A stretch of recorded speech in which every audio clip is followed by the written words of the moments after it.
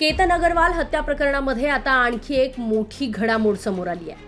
लोहगड किल्ल्यावरून ढकलून केतनची हत्या केल्याप्रकरणी त्याची होणारी पत्नी सिया गोयल आणि तिचा प्रियकर चेतन चौधरी सध्या पोलिसांच्या ताब्यात आहे। या दोघांची आणि त्यांच्या कुटुंबियांची कसून चौकशी सुरू असतानाच आता सियाच्या कुटुंबाला आणखी एक मोठा धक्का बसलाय। अन्न आणि औषध प्रशासनानं पुण्यातील मार्केट यार्ड परिसरातल्या सिया गोयलच्या वडिलांच्या दुकानावर धाड टाकत मोठी कारवाई केली आहे। तपासादरम्यानचा दुकानाचा आवश्यक परवाना नसल्याचं तसंच साठवलेला माल निकृष्ट दर्जाचा असल्याचं समोर आल्यानंतर एफडीएनं त्यांचं दुकान सध्या सील केलंय। यावेळी तब्बल 4000 किलो माल ज्याची किंमत जवळपास 8 लाख रुपये इतकी आहे तोही जप्त करण्यात आलाय। सिया गोयलच्या कुटुंबियांच्या अडचणीत आणखीनच भर पडली आहे। खरं तर तुकाराम मुंढे हे एक शिस्तबद्ध अधिकारी आणि त्यांच्या धडक कारवाईसाठी ओळखले जातात।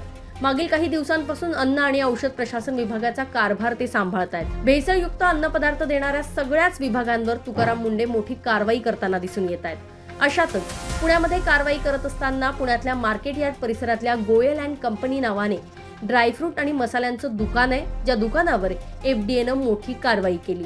दुसरीकडे केतन अग्रवाल यांच्या कुटुंबाचा न्यायासाठीचा लढा सुरूच आहे। केतनच्या आईने थेट पंतप्रधान नरेंद्र मोदी यांना भावनिक पत्र लिहून आपल्या मुलाला न्याय मिळवून देण्याची मागणी केली आहे। पत्रात त्यांनी आपल्या वेदना व्यक्त करताना म्हटलंय की प्रत्येक आईप्रमाणे माझीही स्वप्न होती, माझा मुलगा संसार थाटेल, आमच्या म्हातारपणाचा आधार बनेल, पण नियतीनं माझ्याकडनं माझा मुलगाच हिरावून घेतलाय। घरातला प्रत्येक कोपरा त्याची आठवण करून देतोय, त्याची खोली, त्याचे कपडे, त्याचे फोटो पाहिले की मन सुन्न होतंय।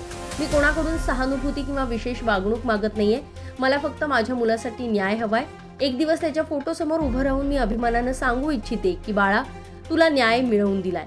केतन अग्रवाल हत्या प्रकरणाचा तपास हा वेगानं सुरू असताना दुसरीकडे तुकाराम मुंढेंच्या मार्फत एफडीएची झालेली ही कारवाई आणि केतनच्या आईनं पंतप्रधानांना लिहिलेलं भावनिक पत्र यामुळे या प्रकरणाची चर्चा पुन्हा एकदा चांगलीच सुरू झाल्याचं पाहायला मिळतंय। त्यामुळे सध्या बंद झालेलं सिया गोयलच्या वडिलांचं हे दुकान एफडीएच्या सगळ्या नियमांचं पालन करून पुन्हा एकदा सुरू होतंय का हे पाहणं महत्त्वाचं असेल। पुण्याहून अश्विनी जाधव, लोकमत व्हिडिओ।